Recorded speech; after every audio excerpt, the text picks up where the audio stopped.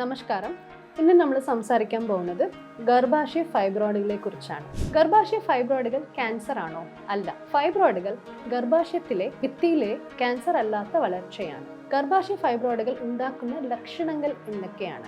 ഗർഭാശയ ഫൈബ്രോയിഡുകൾ മിക്കവർക്കും രോഗലക്ഷണങ്ങൾ ഉണ്ടാക്കുന്നില്ല. ചിലരിൽ ആർത്തവ സമയത്ത് അമിതമായ രക്തസ്രാവം, നീണ്ടു നിൽക്കുന്ന രക്തസ്രാവം, ആർത്തവങ്ങൾക്കിടയിലുള്ള രക്തസ്രാവം, അടിവയറ്റിൽ വേദന, ലൈംഗിക ബന്ധത്തിലൂടെയുള്ള വേദന എന്നിവ ഉണ്ടാക്കും. ചില സ്ത്രീകളിൽ ഗർഭാശയ ഫൈബ്രോയിഡുകൾ ഗർഭിണിയാകാൻ ബുദ്ധിമുട്ടുണ്ടാക്കും. നിങ്ങൾക്ക് ഫൈബ്രോയിഡ് ഉണ്ടോ എന്ന് എങ്ങനെ അറിയാം? ഒരു ലളിതമായ അൾട്രാസൗണ്ട് സ്കാനർ ഉപയോഗിച്ച് നിങ്ങൾക്ക് ഫൈബ്രോയിഡ് ഉണ്ടോ ഇല്ലയോ എന്ന് പറയാൻ കഴിയും. എല്ലാ ഫൈബ്രോയിഡുകൾക്കും ചികിത്സ ആവശ്യമാണ്. അല്ല, വളരെ ചെറിയ ലക്ഷണമില്ലാത്ത ഫൈബ്രോയിഡുകൾക്ക് ചികിത്സ ആവശ്യമില്ല.